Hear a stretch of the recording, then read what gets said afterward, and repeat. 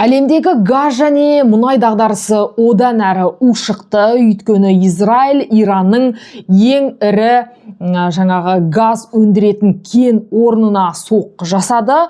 Иранда біледі, ақшты Израильді ашық соғыста жеңе алмайтынын Иран билігі өте жақсы түсінеді. Сондықтан Иранның негізгі стратегиялық тактикасы ол Парсы шығанағындағы елдер, яғни Біріккен Араб Әмірліктеріне және Сауд Арабиясына, солардың ең нәзік жері, ең байлық әкелетін тікелей жолы әрине мұнай, газ, соларға соққы жасады. Әсіресе Катардағы LPG, яғни газ өндіретін зауытқа соққы тиді. Әрине, сондықтан қазір Европада газ дағдарысы басталды. Мен қазір сіздерде осы шығарылымды Брюссельде жазып отырмын. Мына жерде Европарламент та бар, Еврокомиссия да бар. Қазір олар күндіз-түні қауіпсіздігін күшейтіп, барлық елдердің басын жинап, осы дағдарыстан, энергетикалық дағдарыстан қалай шығу керек екен жолдарын іздеп жатыр. Армысыздар ағайын, сәлем достар, есімім Аида Қыдырбай. Мен әлемдегі жаңалықтарды, оның ішінде Украина Ресей арасындағы соғысқа қатысты соңғы мәліметтермен бөлісемін. Комментарийларыңыз маңызды, арнама жазылыңыздар. Бұның бәрі қазақ тіліндегі, ана тілдегі ақпараттың алға жылжуына көп септігін тигізеді. Олай болса, әлемдегі жаңалықтарды әрине қазір ең бастысы ол Иран, Израиль, ақш арасындағы соғыс, және Иран жаңа айтқанындай ақшты, Израильді тікелей ашық соғыста жеңе алмайтынын біледі. Өйткені Иранның аспанын қазір толық америкалық бомбардировщиктер, яғни Американың қаруы, Израильдің қаруы қатты қарша борап бүткіл әскери нысандарын қиратты. Бүткіл билік бір-ақ күнде 28 ақпанда басталған соғыс, сол кезектің өзінде қаншама билік қирады. Лариджани деген қауіпсіздікке жауап беретін мықты стратег тұлғалардың бірі кеше ғана өлім құшты осы Израильдің қолынан, Израиль әскерлерінің қолынан. Әрине, Иран өзінің ашық соғыста жеңе алмайтынын біледі.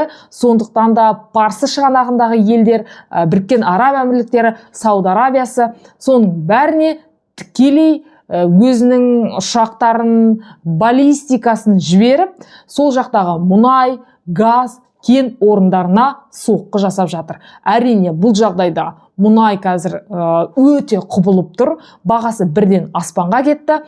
Қатардағы газ өндіретін, тасымалдайтын кен орнына соққы келіп тигеннен кейін, зауыттарға келіп тигеннен кейін, әрине газ дағдарысы да өте қатты ушығып тұр. Бұл дегеніміз Иранның ол мақсаты әрине әлем ақшқа қысым түсіріп, әлем болғанда Біріккен Араб Әмірліктері, Сауд Арабиясы және осы қатардағы елдер тікелей ақшқа, Трампқа, оның ішінде Трампқа, соғысты бастап отырған Трампқа тікелей қысым түсіріп, Ирандағы соғысты қайтсе де аяқтауы тиіс. Сондықтан Иран өзінің бақ құралдарында біз жеңдік деп жатыр, Израиль өзінің бақ құралдарында біз жеңдік деп айтып жатыр. Мысалы, Иранның басшылығы емес, Израильдің басшылығы бүйтіп мәлімдеді. Енді Иран баллистика жасайтын қару өндіре алмайды. Иранның байытылған уран қоры толығымен жойылды. Біз оның көзін жойдық. Әрине, Израиль Иранды қашанда өзінің мемлекетіне тікелей қауіп төндіретін террорист ел деп біледі. Сондықтан оларға соғыс ашып отырған осы тікелей Израильдің қолымен Америка соғыс ашып отыр деп жазады сарапшылар. Енді газ дағдарысы тікелей Европаға да әсер етіп отырғаннан кейін, өйткені Европаға газ тасымалдайтын ірі елдер әрине ол Араб елдері және Ормұз бұғазы арқылы, оның ішінде және Ресей. Енді Ресейдің қазір мерекесі жақындап келе жатқан сияқты, мерекесі деп айтып отырғанымыз ол бір жағынан мұнай да бағасы өсті, газдың да бағасы өсті. Бұл әрине Ресей үшін өте тиімді, өйткені Ресейдің газына, мұнайына бірқатар санкциялар алынып тасталды. алды. Тіпті Беларуспен де қазір ақш қайтадан келісімді жалғастырып, оның ішінде жаңағы саяси қуғын-сүргінге ұшыраған 200 адам босатылды. Жалпы енді бұл Беларусь бір жағынан, бірақ дәл қазір Европадағы кей елдер ақштан емес, Ресейден ары қарай газ бен мұнайды сатып алуды жалғастыруы мүмкін. Бұл әрине Ресейге ары қарай соғысты, Украинадағы соғысты жалғастыруға мүмкіндік береді. Қазір Украина Ресей арасындағы да дәл осы энергетика саласында. Жалпы бұл әлемдегі жағдай 5 жыл бұрын дәл осы жағдай Украинада болған. Ең алғаш Украинаның энергетикалық нысандарына соққы жасаған Ресей.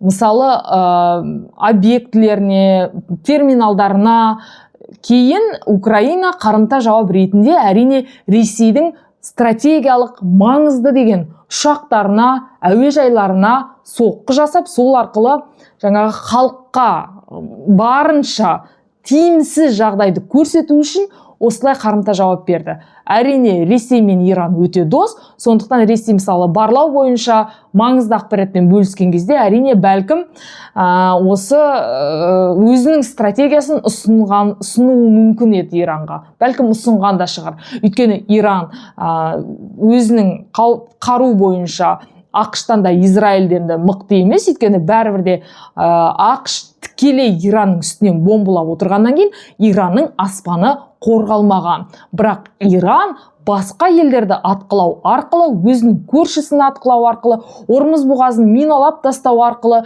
және газ тасымалдайтын, газ сақталатын, газ өндіріп отырған Қатар болсын, жаңағы Сауд Арабиясында болсын, Біріккен Араб Әмірліктері, сол жердегі ең маңызды тұстарды атқылау арқылы барлық әлемді шайқауы мүмкін. Өйткені басқа оларда амал жоқ. Олар өздері де сөйтіп айтады. Бізде басқа амал жоқ. Мысалы, Біріккен Араб Әмірліктері Қатарды айтайын.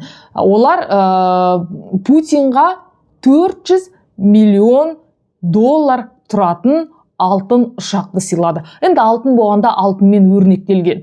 Сол себепті Иран мысалы өзінің көршілеріне айтуы мүмкін: сендер сатқынсыңдар, бізбен соғысып келе жатқан Америкамен доссыңдар, оларға алтын ұшақ бересіңдер, біз сол үшін сендерге осындай жауап қайтарамыз деп. Яғни қазір міне жағдай осындай. Ал енді кезекті рет мысалы Европада үлкен жиналыс болып жатқанын айттым. Оның тағы бір жиналыстың тағы бір тақырыбы ол Украинаға 90 миллиард евро көлемінде несие беру. Бірақ білесіздер, Украинаның Европа одақтың барлығы Украина жағы емес. Мысалы Венгриялықтар Украинаға қашанда әсіресе соғыс басталғаннан бері Орбан деген оның басшысы Путинмен өте жақсы қарым-қатынаста. Европаның елі, мысалы Венгрия, Мажарстан, олар Украинаға 90 миллиард евро бөлгісі келмейді. Оның үстінде осы сәуірдің ортасында үлкен сайлау өтеді Венгрияда, Мажарстанда. Мажарстанның Орбаны қазіргі күнде өзінің президенттік өзінің бағдарламасында былай деп айтады: мен энергетикалық бағаны өсірмеуге уәде беремін. Ал ол уәдені ол қалай орындайды? Мысалы, Украина арқылы Ресейдің газы өтетін дружба, яғни достық деп аталатын мұнай құбыры бар. Украиналықтар сол мұнай құбырын 25 жылы жауып тастаған. Негізгі себеп Ресей сол мұнай құбырын атқылады деген. Әрине Ресей ол мұнай құбырын атқыламауы мүмкін, өйткені өз жеп отырған қолын өзі кеспейді ғой. Бірақ сол мұнай құбыры арқылы достық деп аталатын Ресейден Европаның 4 еліне Ресейдің газы тасымалданады. Бірақ украиндер осы достық қорын, мұнай тасымалдаған қорын жауып тастағаннан кейін венгрлерге түсіп отырған Ресейдің мұнайы жетпей қалды. Өйткені 4 елге — Чехия, Польша, Словакия, Венгрияға осы мұнай, достық деп аталатын мұнай қоры Ресейден газ тасымалданады, газ мұнай. Сондықтан Евродақтың комиссиялары Украинаға барып, Украина шын айтып отырма, соны тексеріп жатыр. Өйткені украиналықтар, оның ішінде Зеленский, біз Ресейден енді газ мұнай тасымалдамаймыз. Өйткені олар бізді атқылап жатыр. Енді негізгі нысандарда, әсіресе қыс кезінде, ол қыс кезінде жабылған, қыс кезінде болған әңгіме.